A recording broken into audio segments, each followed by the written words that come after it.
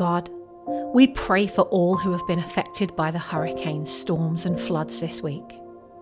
Please protect their communities and restore what has been lost. We ask for your mercy over all the people there, families, children, elders, farmers, first responders, animals, wildlife, and crops that are vulnerable during these storms. God, shield them and their homes with your mighty hand. Grant strength, courage, and safety to those working tirelessly to help those in danger. We pray in faith that the coming hurricane will change course and that no destruction will manifest. We hold on to your promises in Isaiah 41:10. Fear not, for I am with you.